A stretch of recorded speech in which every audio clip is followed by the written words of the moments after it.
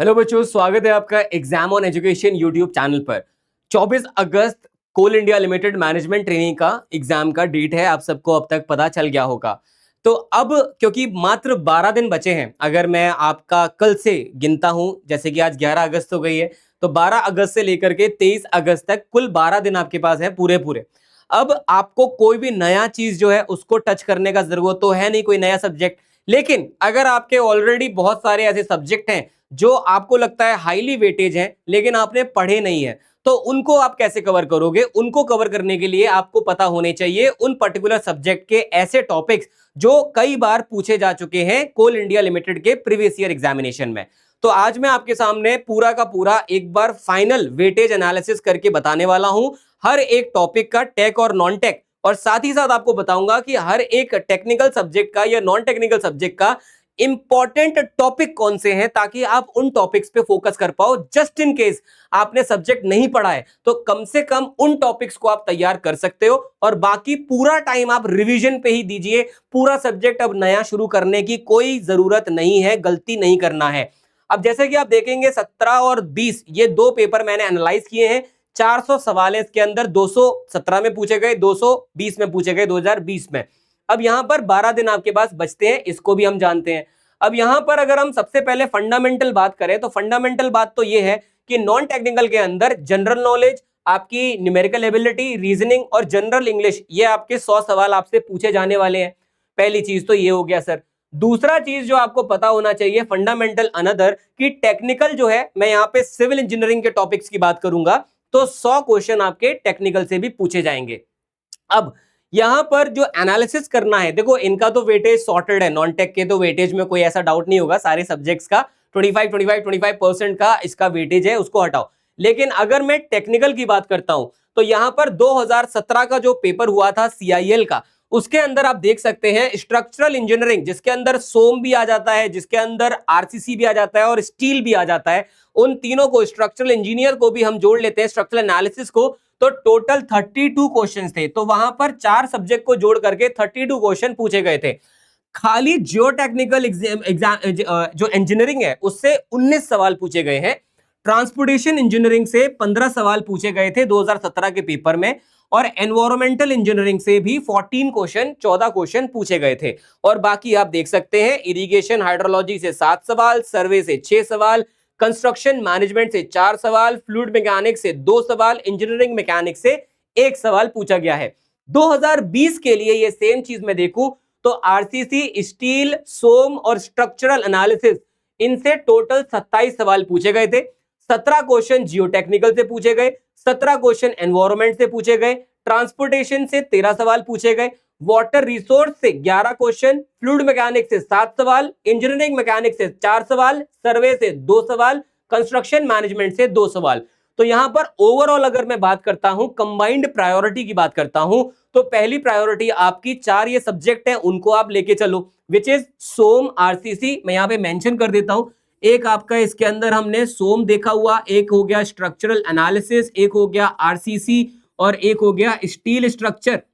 ये 4 चीजों को जोड़ करके 29% मैं आपको बता दूं, और इन दोनों को जोड़ करके मैं बता दूं, टोटल आपके 10 सवाल ऐसे थे, 10 क्वेश्चन ऐसे थे जो डायरेक्टली आपके IS 456 और IS 800 से पूछे गए थे। डायरेक्ट ये क्वेश्चन थे। इसी की वजह से मैंने आपके लिए एक कोड का फ्री कोर्स बनाया हुआ है जो आपको एप्लीकेशन पे मिलता है एग्जाम ऑन एजुकेशन का।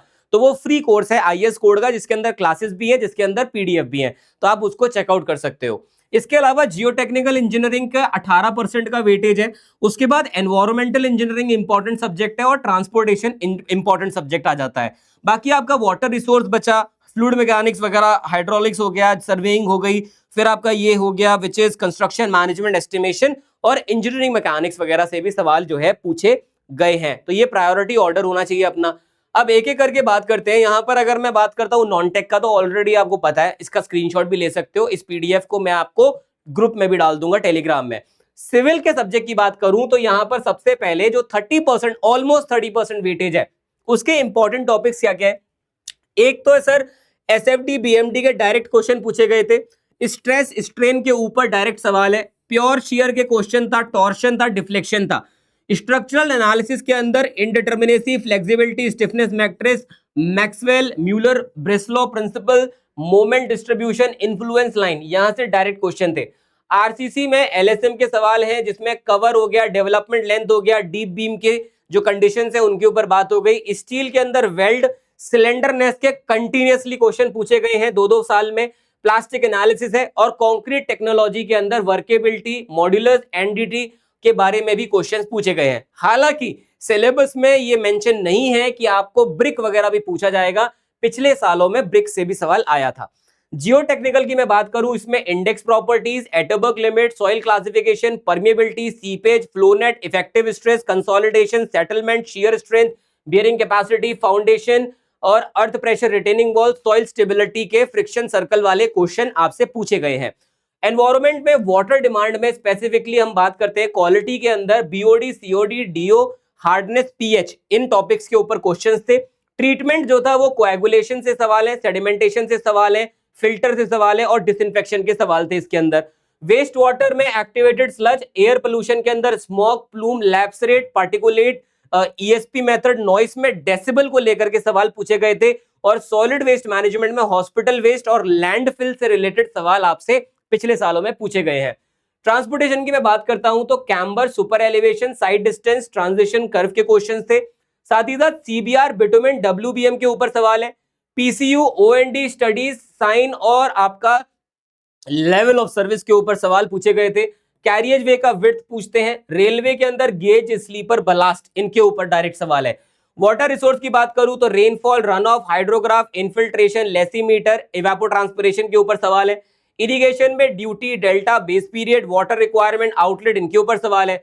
और कैनाल और कंट्रोल स्ट्रक्चर के अंदर डैम, स्पिलवे, वेल और एक्यूफर के ऊपर डायरेक्ट क्वेश्चन पूछे गए हैं। फ्लूइड मैकेनिक्स की बात करूं तो hydrostatic forces on submerged surfaces, velocity, field, 2D flow, Bernoulli and flow measurement, Reynolds and laminar turbulent flow, open channel में मैनिंग, चेजी और स्पेसिफिक एनर्जी और कुछ क्वेश्चन पंप एंड टरबाइन के डायरेक्ट पूछे गए हैं। सर्वेइंग और कंस्ट्रक्शन मैनेजमेंट को जोड़ करके मैं आपको बताऊं तो बियरिंग और मेरिडियन के सवाल हैं। लेवलिंग, थियोडोलाइट और ट्रावर्स के टेक्योमेट्री, कंटूर, जीआईएस, जीपीएस के डायरेक्ट क्वेश्चन थे। कंस्ट्रक्शन मैनेजमेंट में CPM, PERT, critical path, float, specifically float से सवाल थे। एस्टिमेशन, रेट एनालिसिस और इंजीनियरिंग मैकेनिक्स में इक्विलिब्रियम, सेंट्रोइड, मोमेंटम और फ्रिक्शन के ऊपर सीधे सीधे क्वेश्चंस आपसे एग्जाम में पूछे गए थे। अगर मैं बात करूं अगले 12 दिन का स्केड्यूल, तो आप कुछ इस तरह से स्केड्यूल को फॉलो भी कर सकते हो। साथ ही साथ मैं आपको बोलूंगा इसके साथ आप नॉन टेक को भी मर्ज करिए और हर दिन आपको मल्टीपल सब्जेक्ट्स को पढ़ना पड़ेगा। एक सब्जेक्ट पर डे वाला टाइम अब आपके पास नहीं बचता है, तो ज्यादा से ज्यादा आपको यहाँ पे टेस्ट सीरीज भी देने हैं ताकि आपकी जो है ज्यादा से ज्यादा प्रैक्टिस हो पाएगी।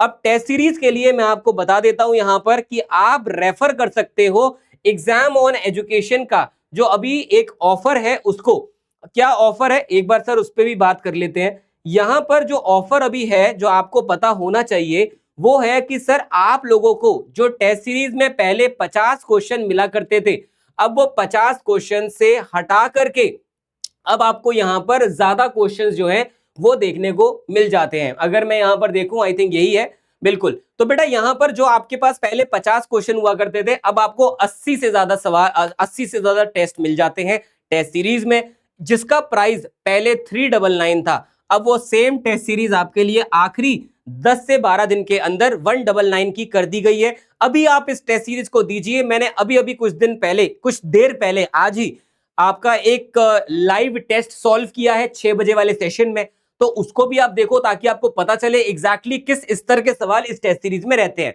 लेकिन अगर आप अप्रोच भी सीखना चाहते हो, क्वेश्चन को सॉल्व करना कैसे है, तो उसके लिए फिर आप डायरेक्टली प्रैक्टिस बैच को रेफर कर सकते हो। ये जो प्रैक्टिस बैच है, पहले जो 2000 का था, 1999 का, अब वो 499 का है। याद रखिएगा ये जो प्रैक्टिस बैच है इसके अंदर आपको टेस्ट सीरीज इनबिल्ट मिलती है, यानी कि जो टेस्ट सीरीज रहेगी वो इसी के अंदर रहेगी, आपको अलग से टेस्ट सीरीज नहीं लेनी है।